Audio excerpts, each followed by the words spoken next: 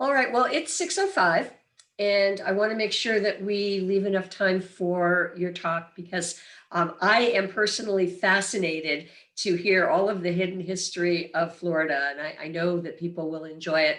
I just want to remind folks that in addition to our partners, the Florida Humanities Council, the Marco Island Historical Society also has a mission to preserve and share history.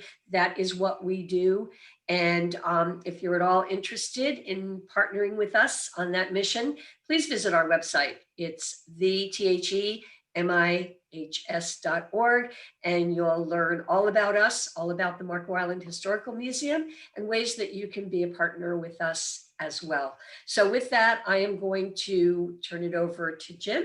And let me just do a quick introduction though. So Jim Clark is a senior lecturer at the University of Central Florida. He's the author of 9 books on Florida history and literature. He holds a doctorate in Florida history from the University of Florida and has written a fascinating book called Hidden History of Florida. And I was just reminded that I neglected to introduce myself. I always think everybody knows me, but my name is Pat Rutledge, and I'm the executive director here at the Historical Society on Marco Island. So again, welcome. And with that, Jim, I'm going to turn it over to you. All right, I will hit the share button here as I have been taught to do. And nothing is happening. I'm getting a big Zoom screen.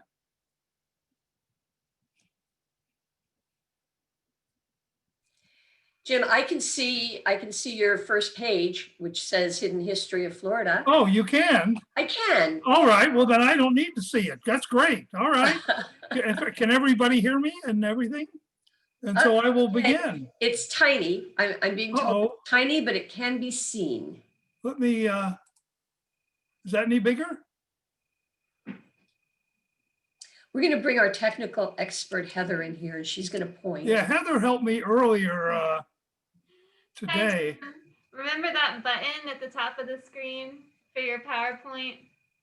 Oh, on the top left. Yeah. You just click that. You are the green one? You are right across, Jim, right across the top of your PowerPoint screen, right? It says autosave. There's a little disc. Right. Okay, go 2 more icons over, and then there's a screen with looks like an arrow. Do you see that? Oh, yes, yes. Click on that. Ah, thank you. We all set? I'm seeing it very big on mine. You're seeing it big on yours? Yes. It worked. Can other people see it big? I'm still seeing it kind of small, but let's go ahead and see. Okay. Hi, I'm Jim Clark from the University of Central Florida, and I want to talk to you tonight about Florida history. One of the things about Florida is that although we have a lot of guests from outside of Florida, most people in Florida, and Nevada's this way also, come from somewhere else. And so you may have taken Ohio history back in school, or New York history, or Pennsylvania history, but you come to Florida without knowing a great deal about the state and its rich history. What you are looking at now is a Spanish letter written to the king, but really his council, in Old Spanish from St. Augustine. And the part in the box, the blue box, is talking about an event they held. And in the little box there inside it, you will see the word, the S, and then the word beginning with P. And what they are telling the king is that they have held a St. Patrick's Day parade more than 250 years before the first parades were held in places like New York and Boston. Florida was already celebrating St. Patrick's Day. People don't realize that. The first Thanksgiving was held in present day Tallahassee with Ponce de Leon long before the Pilgrims landed. Many of you, perhaps last month, engaged in a Christmas tradition without really knowing its history. It's the tradition of putting a candle in each of your windows for Christmas. This is started 400 years ago by the Spanish in St. Augustine.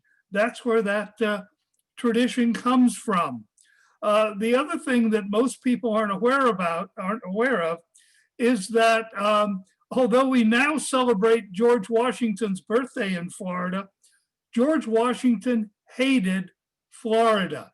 He could not stand Florida. It caused him nothing but trouble his entire adult life. As commander of the US forces, he had to fight British troops stationed in Florida. Spain had given way to England. England controlled Florida during the American Revolution. They used it as a staging area for British troops. They also used the St. Augustine fort to imprison 3 signers of the Declaration of Independence. So we were very pro-British here in Florida. And of course, we all know Washington at Yorktown accepting the British surrender from Cornwallis. What almost no one knows is that many of those troops came up from St. Augustine. They were joining Cornwallis in what he thought would be a kind of a final victory against the colonists. So Washington, as president, had trouble with Florida. It was always a thorn in his side, both as a soldier and as president. This is a map of Florida. You can't see the little fine print in the lower left-hand corner. This is a significant map because it's the first attempt by the US government to map Florida. Up until this point, there were lots of rumors, lots of thoughts about what might be there. I'll show you by comparison a British map. You can see what they thought it looked like, and which is far different than the real first map, which first of all is the first time Americans had been down in Southwest Florida and mapping that area down in here. The 2 names that I love on this map are famous names for entirely different reasons. The first is Robert E. Lee, who became commander of the Confederate Army.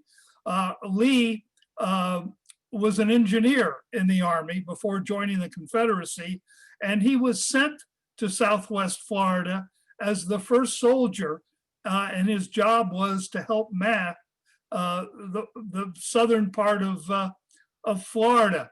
He was given his orders by the Secretary of War, John Poinsett. Many of you are going, who's John Poinsett?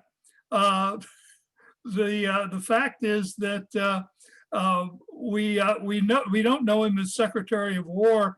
What we know him for is bringing back a red plant from Mexico that today we call the poinsettia. So 2 famous names are involved in mapping Southwest Florida. Meanwhile, this is a British map. And what's interesting is that they claim Florida. They claim that they discovered Florida, although they concede it belongs to the Spanish. What I want you to see here is how big Florida is. You see the word Florida here. And it's stretched all the way up at one point to present-day Virginia and over to the Mississippi River over here. If you look here, the Appalachian Mountains, those are named by Spain. They give the name to the mountain range, the Appalachians, in one of their early explorations. So 4 nations have claimed Florida: the British, the French, the Spanish, and the United States at various times. This is West Florida. I showed you that it extended over as far as the Mississippi River.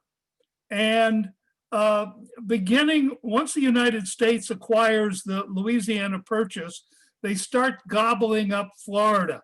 Florida extended way north, and the United States took part of that.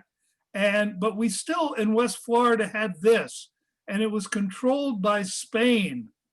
The biggest city in West Florida was Baton Rouge, over here. In 1810, some Americans in Baton Rouge overthrew the Spanish base there, the Spanish fort, and captured Baton Rouge. I love this. Be careful of Texas. This is, everybody says, oh, the flag of Texas, oh, the Lone Star flag. This was the flag of the Republic of West Florida that they set up in 1810. Texas later will steal this flag from West Florida. The nation of West Florida does not last long. The administration in Washington says, we're not letting any new countries in here. They move quickly and they take most of West Florida, giving part of it to Alabama, part of it to Mississippi, and part of it to Louisiana. In Louisiana, they still call the parishes that were part of Florida, the Florida parishes, including Baton Rouge. So Florida keeps getting smaller. Earlier, Georgia had taken part of Florida. I mentioned Texas stealing stuff. They stole our saying, our cliche. You've all heard this phrase, don't mess with Texas. The original phrase should be, don't mess with Florida. This has a strange history dating from the Seminole Indian Wars in Florida. It was not uncommon for soldiers to desert. An Indian attack, they had never seen anything like it. They had never trained for it.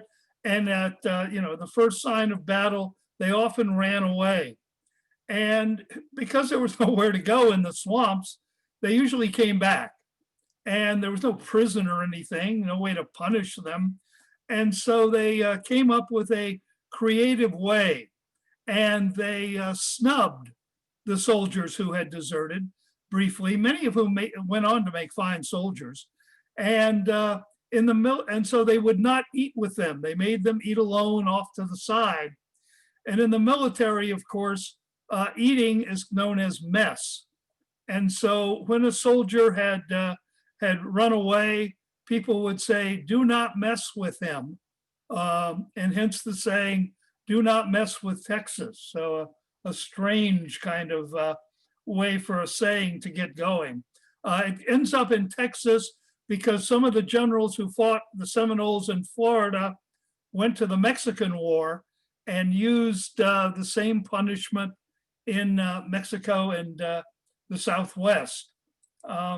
Florida had the world's dullest flag. It was an old-fashioned state seal on a huge white background, okay? And the problem was in Tallahassee and other cities, when there was no wind, it looked like a whole bunch of sheets hanging out. All you could see was white sheets everywhere. And so late in the 1800s, for just only to make it clear that it was a flag and not a sheet or a surrender flag, we added the big X. And that's how we get the flag that we have today. I'd like for you all to join my political action committee tonight in bringing back the original Florida flag. I love this flag, and I think we should go back to it. This was the flag that the first governor was inaugurated under. It combines the American flag, the red, white, and blue, and the saying, let us alone. Wouldn't you love to have that flying outside your house? Let us alone. And of course, it has the orange and blue colors indicating that the founding fathers were all Florida Gators, and that we should all be Florida Gators. The next one is Chester A. Arthur, who you may remember and probably don't, was president of the United States, briefly. Arthur is famous for Florida becoming the first president to come to Florida. He comes in 1883. Think about that. It was 1883 before a president finally got to Florida. This is amazing. He wants to go fishing. And he comes to the Orlando area, and some people tell him there's good fishing to the southwest. He heads to Kissimmee, Florida.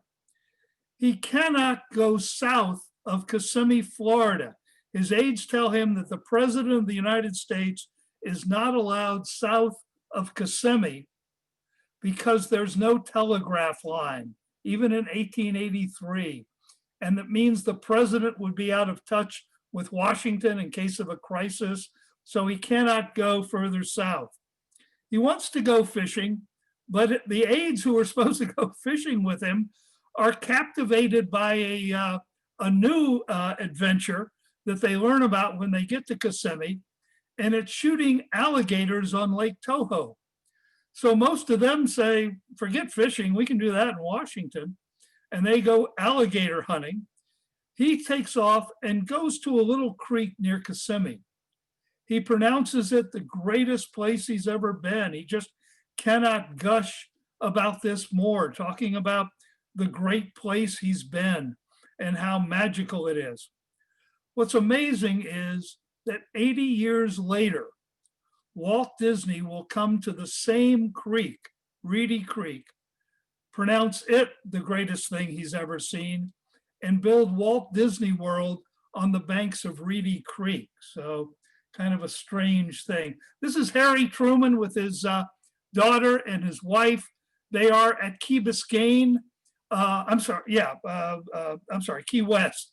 And they are vacationing there.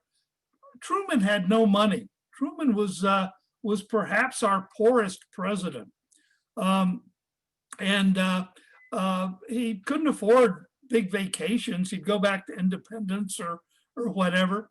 And somebody told him, hey, if you go to Key West, you can stay at the Navy station. You can go down in a Navy ship. Won't cost you anything. And he fell in love with Key West. They call it the Truman White House today. Great visitor attraction today. He loved Key West so much that of his 8 years as president, 8 years, he spent 8 months. That's an average of 1 month a year in Key West. So, and he helped put Key West on the map, very much so. This is Richard Nixon. And Nixon and Florida have a strange history. In 1950, he won his Senate seat. And after winning, he flew back to Washington in mid-November, and he ran into his friend George Smathers. And Smathers had just been elected senator from Florida. And Nixon complained. He said he hated the cold weather. He loved getting a tan. He loved the warm weather. He loved walking on the beach. He said, but back in 1950, it took a whole day to fly to California. It took, and once he got there, everybody wanted him to, meet with them, make a speech here, do this. Everybody was pulling at him. And Smathers said, well, listen, why don't you go to Florida? There are these new nonstop flights on national airlines, and you can be there in just a couple of hours. And I'll fix you up with a friend of mine. And so he flew to Miami, and this friend met him at the airport and planned to go fishing, deep sea fishing. He thought that would be fun. Nixon hated deep sea fishing, and he just sat there all day holding the pole. The friend called Smathers and said, this guy had a miserable time. I'll never hear from him again. But a few weeks later, Nixon called and said he was coming back. And the two men, Nixon and B.B. Rebozo, became fast friends. Nixon comes to Florida a lot. He and Smathers were best of friends. And in 1968, when Smathers' term ended as senator, Nixon had been elected president, and there was a rumor he was going to appoint a Democrat to his cabinet and a Democrat who would be attorney general.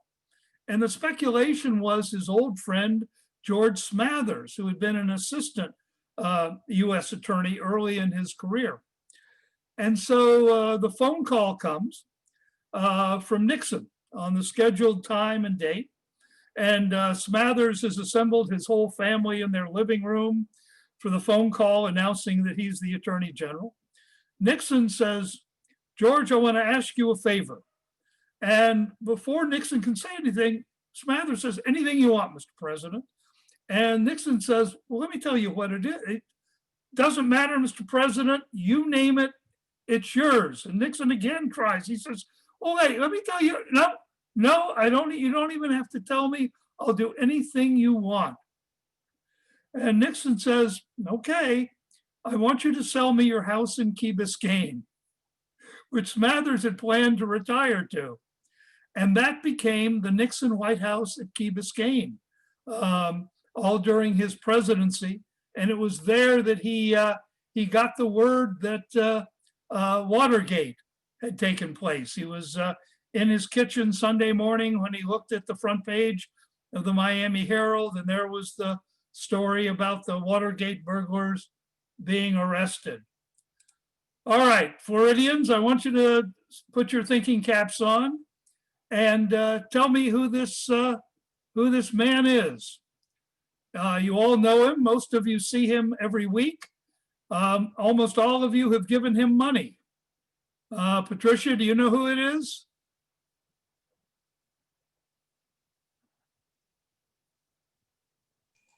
I'm not a native Floridian. No, you've seen him probably in the last month. No, I don't have an answer for you. Ah, darn, I wish somebody could tell us who it might be. It's, well, if you do know, put it in chat, and I'm monitoring chat, so I can tell. Yeah, did anybody answer it in chat? I don't see anything yet. Oh. Wait. I've got a couple of answers. One is the head of Publix. Yes. Very good. Yes. Is that Ellen Thompson? Very good. Okay, yes, it's George Washington Jenkins, whose picture is in every Publix behind the customer service counter. You've seen him, Patricia. And he has an amazing story. He comes here at the age of 17 from Georgia with nothing. And he takes a job as a binder boy. There are hundreds, maybe even a couple thousand of binder boys all over the state, a profession which only lasts a few years and only in Florida.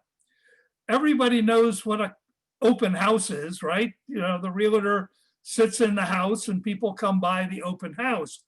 But most of what was being sold in Florida during the 1920s was open, empty lots. And so they would have bus tours that would come by. People would look at the empty lots. And so these binder boys would sit on the empty lots all day, hoping that somebody would come by and buy it. And if they did, they would write out a deposit, a binder, and the binder boy then would take the binder to the real estate agent who was handling the sale. And back then, the check could take a couple weeks to clear. And so the binder boy would sell the binder at a discount because the buyer might, stop payment, the check might not be good, a number of things could go wrong. So the binder boys kind of lived hand to mouth from these binders, although, on a big sale, they could make a year's salary in a day. George W. Jenkins comes down just as the boom is ending, 1927, 28, 29, along in there, where Florida is plunged into the Great Depression before the rest of the nation. He's fortunate enough to get a job in a grocery store in St. Petersburg. And he begins thinking about the grocery business. And he's transferred to a smaller store owned by, some of the folks will remember these, Piggly Wiggly. And Piggly Wiggly had started self-service. The problem with Piggly Wiggly was they were afraid that people would take self-service too literally, and the inside of their store was like a fort. It had chain link fencing everywhere and little turnstiles you had to navigate. And Jenkins thought, hey, if you open up the store, if you have wide aisles and an open entryway, it would be better. And so when the chain was sold to an outfit out of Atlanta, he, at his own expense, took the train up and wanted to meet with the new owner to share his ideas. When he got there, the secretary said, oh, he's too busy to meet with you. That's impossible. He just bought the chain. He's working 24 hours a day. And Jenkins said, well, okay. But as he was leaving, he walked by the owner's door and he heard the owner on the phone making an appointment to play golf that afternoon. And he said, hey, if he's playing golf, he's not minding the store. He went home and in Winter Haven, in Central Florida, opened the first public store, which, as you know, even today, wide aisles, open spaces, things like that are the symbol of them. He also gave credit to something we take for granted today, that for making his stores a success. George W. Jenkins was the first merchant in Florida to install automatic doors. And those of you of a certain age like me can remember when they were called electric eye doors and can remember wanting to go to the grocery store to play with the electric eye doors. So he said it brought kids to the store. And those of you who have shopped with kids know it's impossible to get out of the store without buying something for the kids what they want. So Jenkins it is still today the largest employee-owned company in the nation. Amazing story. This is the Provincia. It's a Spanish ship that went to the South Pacific and took on a load of coconuts and rum and sailed back by way of the United States around South America and up, and got to Palm Beach and entered Lake Worth, which is between Palm Beach and West Palm Beach, and ran his ship aground. He would tell Lloyd's of London that a hurricane came up and blew it on the shore, but that's not right. What he was doing was committing insurance fraud. And the cargo of 20,000 coconuts spilled out all over the lake. And so all the sides of the lake were covered in these 20,000 coconuts. That's where the coconut palms come from in Florida. They are not indigenous to Florida. They came here in 1879. The rum was consumed by people on the shore, and the insurance company paid up. Today, that land is owned by President Trump. It's Mar-a-Lago, where the ship ran aground 150 years ago. This is the construction of the Fontainebleau Hotel, the magnificent Fontainebleau Hotel in Miami Beach in the 1950s. What's interesting is the construction shack, as it's known. This is where they, stored their tools and left their blueprints and things like that. What is funny is the construction shack was the Miami mansion of Harvey Firestone, one of the biggest houses in Florida. Firestone moved up the road to Palm Beach, sold his land, which is the Fontainebleau, and so they tore down his mansion after using it as their construction site. Early on, Palm Beach, even though it was fairly new, discriminated against auto people, people who had made their money in automobiles and oil and things like that. They called them oil can society. And so that's why John D. Rockefeller built his mansion at Ormond Beach, not Palm Beach. That's why Firestone went to Miami Beach, not Palm Beach. That's why Henry Ford went to Fort Myers, because they were looked down upon in Palm Beach. This is the Quincy Coca-Cola Bottling Company. Does not look like much. Quincy is a little town in North Florida, a tobacco town, right on the Georgia border. In the late 1800s, Florida didn't have a lot of lawyers, it didn't have a lot of doctors, bankers, professions. And so the people who belonged to those fields generally joined the Georgia Bankers Association or attorneys or whatever. Those in West Florida would join the Alabama associations. And so in Quincy, the banker went to Atlanta every year for the Georgia Bankers Association annual meeting. While he was there, he ran into a banker from Atlanta, and the banker told him that he was getting ready to go public with a new company, an IPO for a new company, and convinced this banker that he should buy stock in it. And when he got home, he urged the farmers who banked with him to buy stock. These were people who never bought a share of stock in their lives. They might buy, more land, or they might build a new barn or something like that, but buying stock was so foreign to them.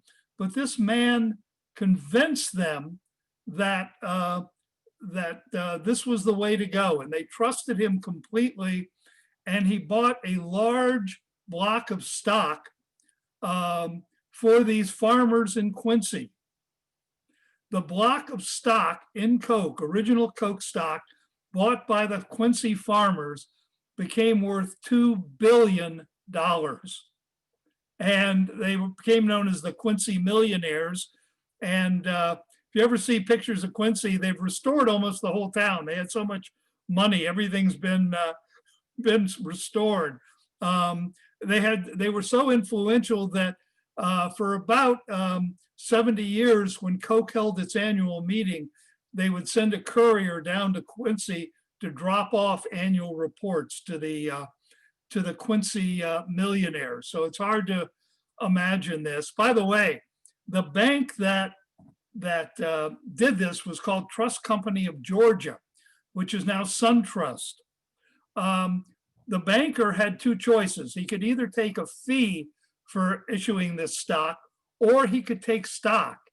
He took his own advice and took stock. And so Trust Company of Georgia ended up with a block similar to the Quincy people. And this comes into play just a few years ago when the recession hit and banks were failing and there were all these problems, and SunTrust was having trouble. They were able to sell their $2 billion worth of Coke stock and get out of any trouble that they were they were having. This is a man named Fred Marriott. Fred is racing on the beach between Ormond and Daytona.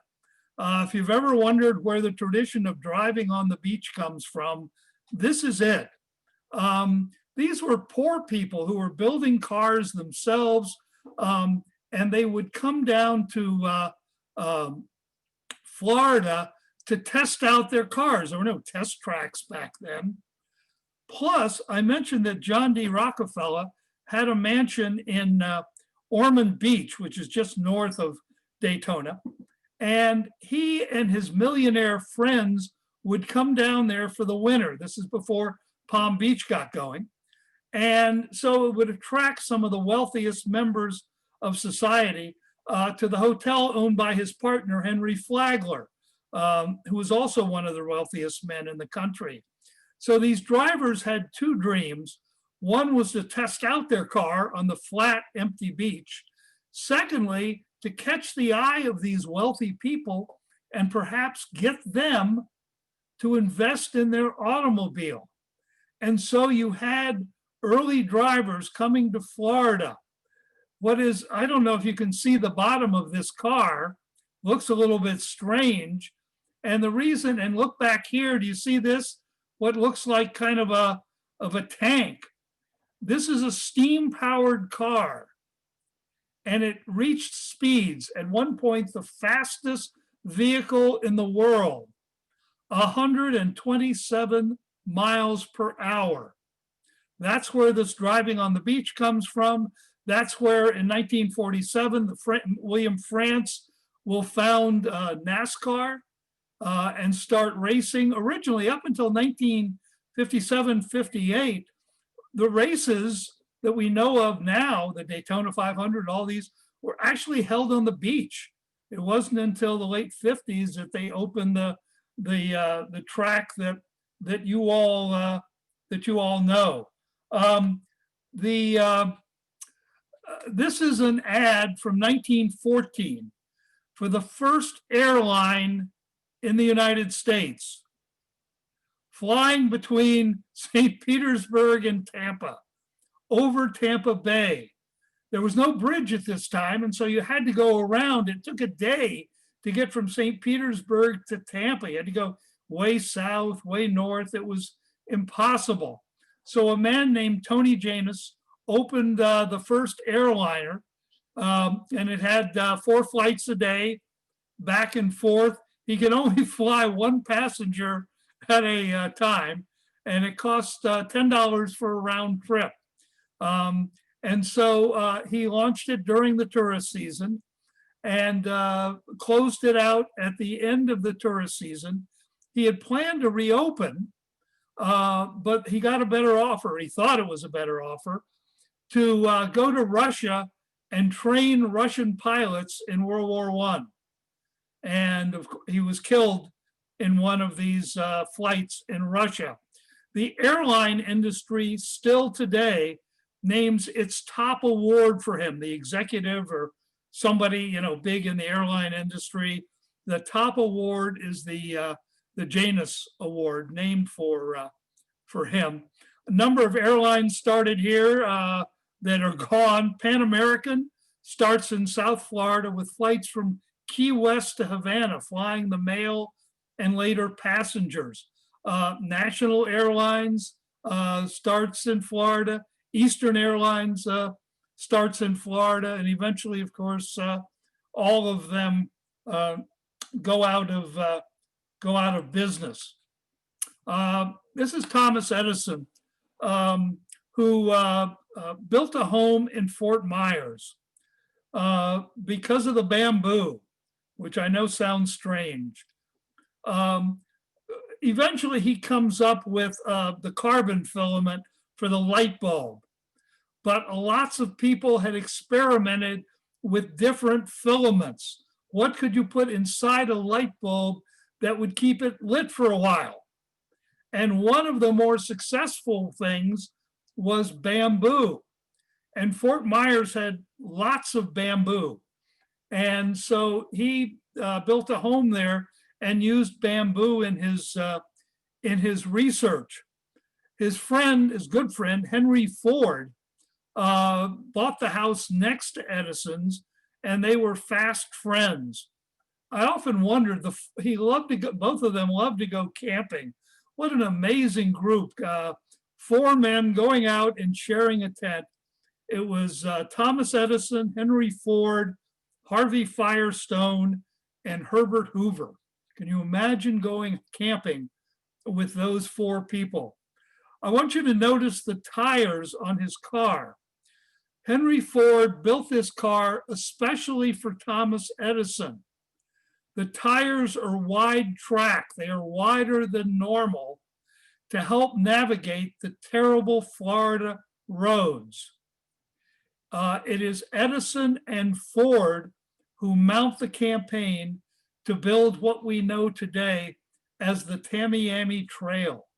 So they are the ones who got this going. They financed a campaign, things like that. So Edison plays a significant role. By the way, I've noticed some folks from Fort Myers. Edison offered to put street lamps in Fort Myers. It would have been the first city with street lights, but the city council said, no, thank you. It will scare the cows. And so Fort Myers passed on street lights. Burt Reynolds, with the 1963 Citrus Queen, was a Florida boy. He was originally born in Georgia, but his father came down when he was a youngster to become police chief in Riviera Beach, Florida, over on the East Coast. He went to FSU. FSU, up until the end of World War II, was Florida Women's College.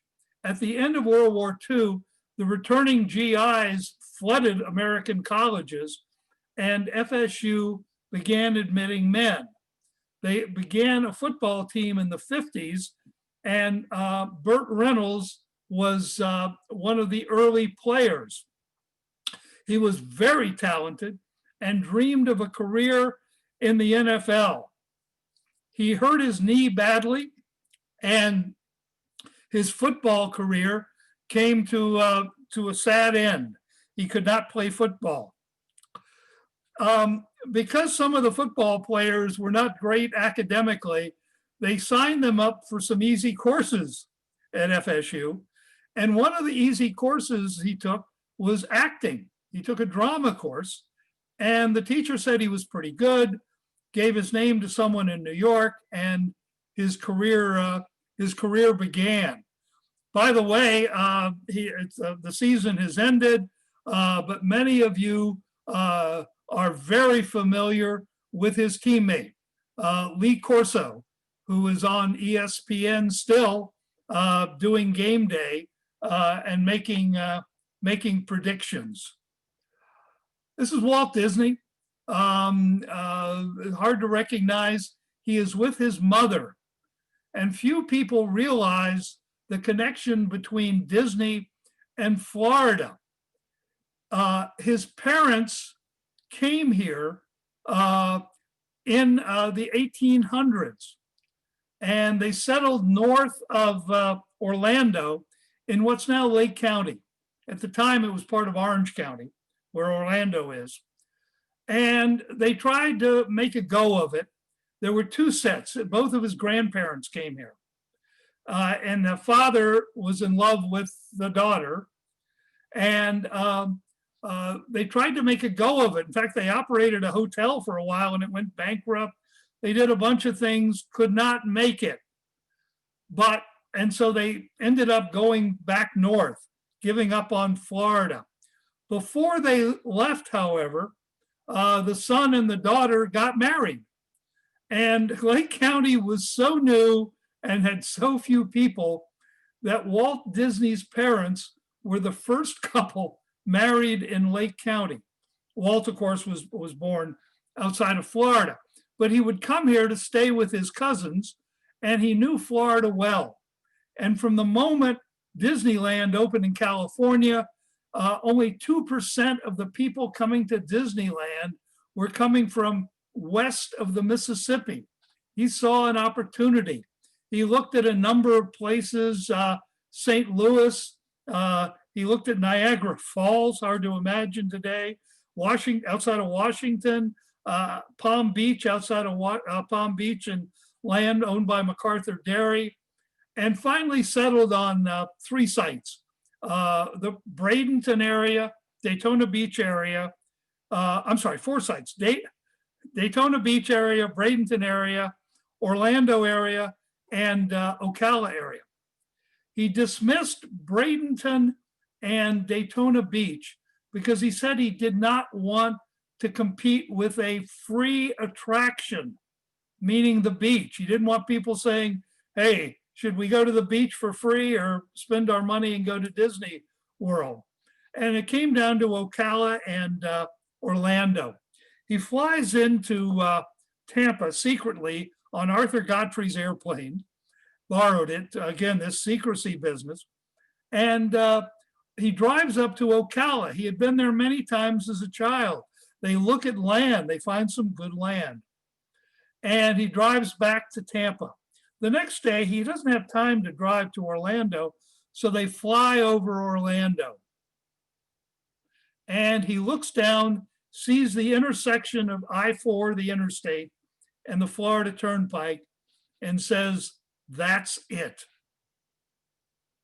Had he driven to Orlando, I believe Disney World would be in Ocala today. He had no idea that he was pointing to a swamp, and it would take an extra year to fill in. Some of you may have heard stories about underground tunnels and really an underground city under Disney. It's not underground. Disney World has 16 feet of fill dirt on top. And so the underground is really ground level, and there's 16 feet of dirt. Disney has to go back to California. That's why he didn't drive here. And so the plane banks and heads back to California. And I'm sure many of you remember where you were when Walt Disney pointed out the window and said, that's it. Patricia, do you remember where you were? No, I'm sorry, I don't. Oh, this is disappointing. When he has to stop in New Orleans to refuel. And when he does, someone at the gate comes up to him and says, Mr. Disney, did you hear that John Kennedy was shot and killed in Dallas? And it turns out that it was exactly 1 o'clock he died, the same time Walt Disney was picking the site.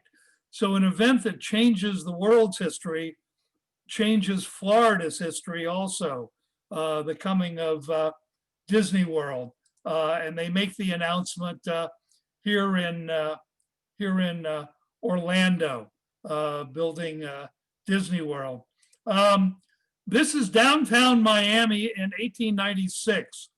We forget how new Florida is. I mean, cities like San Francisco and Seattle and Portland, Los Angeles were already major cities by 1896 when Miami is founded. And this is the store in Miami in 1896. Hard to imagine. You know, we talk about the frontier. And when people think about the frontier, they think about places like Wyoming or Colorado or something like that. The frontier is you, Patricia. It's Marco Island, it's Fort Myers, it's Sarasota. The Census Bureau determines the frontier by population per square mile. Southwest Florida is the last frontier in the entire continental United States. It is the last area settled. Many of you have heard of Frederick Remington, the great artist and sculptor. He is sent to Southwest Florida after recording the West, because it's where the last cowboys are, the last cattle rustlers, the last shootouts are. So it really is the last frontier. Those of you in Fort Myers, there's a road, gosh, it's Summerlin, and I'm not sure, road, drive. It's a major thoroughfare. And here in Orlando, we have a road called Summerlin also, Summerlin Drive. And the reason there is a Summerlin Drive in Fort Myers and a Summerlin Drive in Orlando is because Jacob Summerlin, would drive his cattle back and forth, cattle drives between Fort Myers and downtown, what's now downtown Orlando. Finally, I want to end with the Florida School for the Deaf and the Blind. It is now combined, but half a century ago, it was two separate schools, one for the deaf and one for the blind. And as a historian, you get to do lots of neat things. And right at the top of my list is doing an oral history with Ray Charles. And I flew out to California and talked to him, and really a nice guy with a tragic story. He was from North Florida. His mother worked in the fields picking cotton and tobacco. And he developed an eye disease, the kind of thing that could have been cured if only his mother had had access to health. But he goes slowly blind. Oh, this is terrible. And the last thing he remembered seeing was his little brother drowning in a wash tub. And he carried that with him all his life. His mother sends him to the Florida School for the Blind. She is unable to care for him. I want you to think about this one for a minute, because this takes a minute of thought. The Florida School for the Blind was segregated. Okay? They separated blind white children from blind black children. And of course, the children couldn't tell. And so Ray Charles said he'd be walking down the hall and somebody would yell, "Ray, get away from that white boy. Ray, get away from that white girl." And of course, he had no idea. At the age of 15, he is expelled from the Florida School for the Blind. And I asked him why, and I was a little nervous. I thought he'd, become indignant. If you're thrown out of a school, it's not your proudest moment. But he said he got thrown out because he wouldn't take piano lessons. And I didn't understand. I'm sorry. Yeah, he wouldn't take, I'm sorry, let me start again. He wouldn't take guitar lessons. He would only take piano lessons. Okay? And I didn't understand that. I said, well, you knew you wanted to be a musician. Yeah. Why wouldn't you want to play as many instruments as possible? And he got very determined. And he said, they weren't going to teach me to play a guitar. And I still didn't understand this. And I said, well, I'm sorry, Ray, I don't understand. And he said, the policy of the state of Florida was to teach blind black children to play the guitar, to prepare them for a lifetime of begging on street corners with a tin cup. And he said, you can't play piano on a tin cup. After he gets thrown out of the School for the Blind, he comes to Orlando, tries to make a living, and plays in 3 different bands.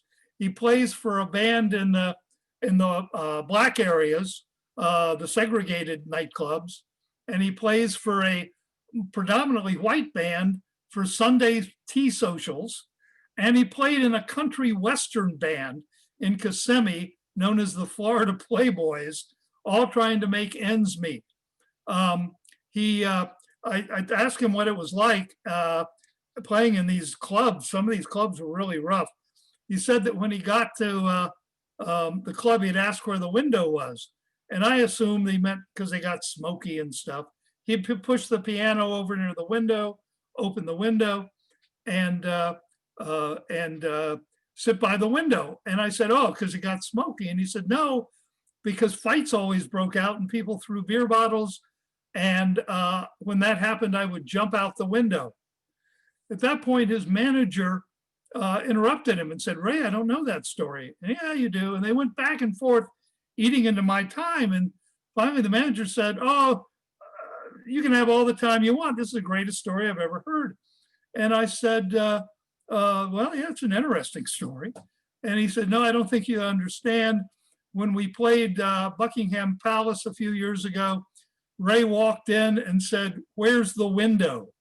That for 50 years, whenever he performed, he wanted to be near the window. By the way, those of you who've seen the Ray Charles movie know it starts in Seattle, not Florida. The reason is simple. Even though he was working 3 jobs, he couldn't make it here. He asked a friend to come over with a map. And he asked the friend to open the map and tell him the furthest point from Orlando still in the United States. And the friend said, no, Seattle. And Ray Charles took a bus to Seattle. Any questions, Patricia? Yes, so we actually do have a couple. One just came through in chat. Where did W Jenkins get enough money to travel by train? He was very frugal. He was very tight with a buck, and he was able to, he thought it important enough that he was able to go up to Atlanta. By the way, the Florida legislature, when the bust came, found itself with a couple thousand of these binder boys and passed the most unusual act. I know you're going to say couldn't be the most unusual act, but I think you'll agree it is the most unusual act in the history of the Florida legislature. To get rid of these kids, they passed the Dead Body Act, which said that if you died in Florida and were being buried outside of Florida, your coffin had to be accompanied by someone. I don't know why, but it was to get rid of these kids. So the kids would go down to the train station and somebody would say, hey, we have a coffin going to Ohio. And so that's my home. And so the kid would get out of Florida and get back home that way. Okay, thank you. I have one here from Tom Hecht. So what do you know about the Black artists that traveled around the state selling their paintings? And I think he's referring to the Highwaymen. Oh, the Highwaymen are a great story. I wish you could, I don't think, way in the back, yeah, you can see my Highwayman paintings. I'm a huge fan of theirs, especially a man who died last year, James Gibson. These were kids in Fort Pierce who met an artist there who taught them to paint, and they would paint these scenes, and then they would try to sell them, and they would go along the highway. They would both set up, along a highway at an intersection and put their paintings out, hence the name the Highwaymen, although there was one woman, Mrs. Carroll, who was one of the Highwaymen. When I interviewed James Gibson, I interviewed him early on, before they really became big, and I had never heard of them when I interviewed them. And he had this 1980s Oldsmobile, this huge, the last of the giant cars. And after we finished, he took me out to his car and opened it up, and it had about 20 paintings in it. And he said, would you like to buy one or more? And they were $15 each. And I wasn't an art collector, but he had driven up for the interview. I felt badly. And so I bought 3 paintings, which are now worth hundreds and even thousands of dollars. But he also said it was a brutal experience. They would go into offices, like a doctor's office or dentist's office, and say, hey, you want to buy a painting to hang in? And usually they got racial abuse from the people in the office, and it was a humiliating experience, but they have become all successful. I told you that When I first met James Gibson, he was driving this old big tank of an Oldsmobile. And the last time I saw him 2 years ago, he was driving a brand new Cadillac Escalade. So they have been unbelievably successful. You know, we at the Marco Island Historical Museum have actually held an exhibit of the Highwaymen's paintings, and they are just the most amazing pieces of artwork. So you are very, very fortunate, my friend, to actually have those in your possession, because Yeah, I can't tell which I like more, their work of art or talking to them and hearing their stories. They are just remarkable. They really are. They're wonderful. So a number of different questions coming in. Let me see if I can kind of pick out some. Any interesting stories about John B. Stetson? Yeah, John B. Stetson doesn't found Stetson, strangely enough. He eventually gives some money to it, but a friend of his starts it in the land. And of course, at the time, everybody wore hats, and Stetson was extremely wealthy and successful, but he is not the originator of Stetson University. Okay. There was one about Mr. Edison, and the question was, how did he get to hang with the rich? Well, he had made a fortune. He was one of the founders of General Electric. Henry Ford was an early employee of the Edison Electric Company. He was working for the Edison Company in the Midwest in Detroit while he was building his car. He was a low-level, employee. So Edison was extremely successful, extremely wealthy, and knew everyone. Okay. Look over here. Is your interview with Ray Charles published? I think it's at the University of Florida in the oral history, part. Okay. It was there. Right? Here's another. I thought NASCAR began because of rum runners. Is that true or not true? No. Lots of things. It's really strange going back and looking at old newspapers. What a smuggling mecca Florida was. In 1808, the United States Constitution banned the importation of slaves. And so Florida became a prime spot for smuggling slaves into the United States, especially the Panhandle area, St. Mark's around in there. And so you see newspapers with stories about Coast Guards, capturing slave ships. During the 1920s, it was you saw newspapers with Coast Guard intercepting rum runners.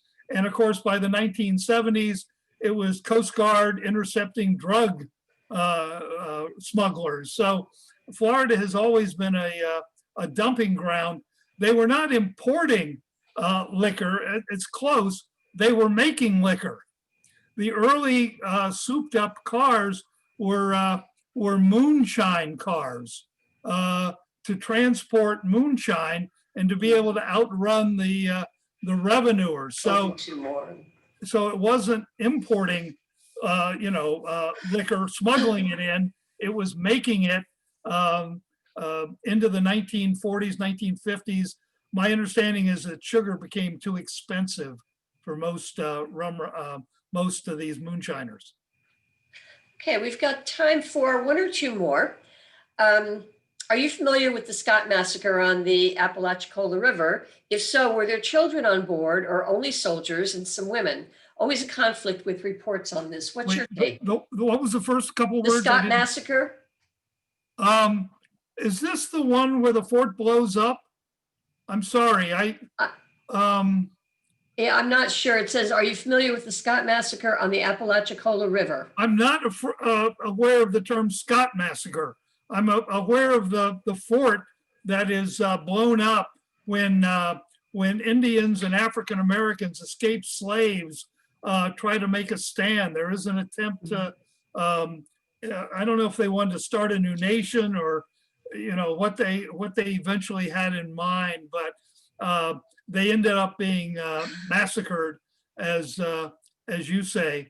and the fort was blown up and Yeah, and they were apparently this killed. was after the fort was blown up by the Indians. Go back, that was the Negro fort that caused the massacre. So I'm not sure, there's a lot of information. Yeah, I'm aware of the Negro Fort term, not Scott Massacre. I'm sorry. Yeah. Yeah. Okay, so the question was, if so, were there children on board or only soldiers and some women? My recollection was that only soldiers, and there may have been some women. Most of these ships had women on them, but the story is so fragmented as to what happened. It was such an isolated area, and of course, the story grew in the retelling, depending on your point of view. Okay, last but not least, it's a great way to end our time together. After COVID settles, how can one get Dr. Clark to come to speak in our very rural, but next to Quincy museum? So, Is there somebody on from Quincy? well, apparently, Well, ask if they're one of the Quincy Millionaires. Maybe I can get rich here.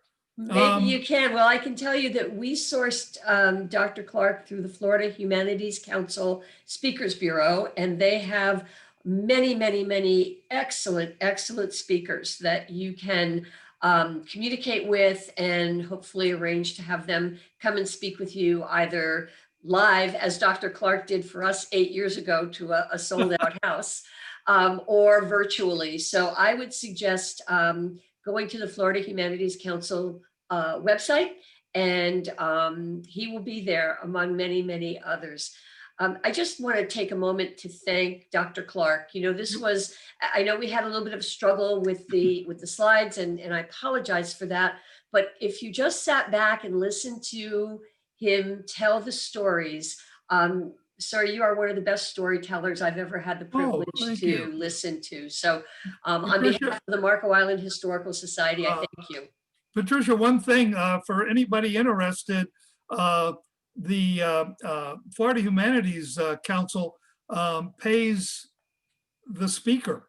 So it's a doubly attractive thing. They underwrite the expenses for the speaker. So yeah, you can apply for a grant too. You can apply for a grant. So if anybody's thinking about it, and again, it's not just me, it's a whole list, as Patricia says. Yeah, their website will tell you all that you need to know. So once again, to everyone who joined us this evening, I thank you. Dr. Clark, thank you so very much. And we look forward to inviting you back to see us after COVID as well. Thank you.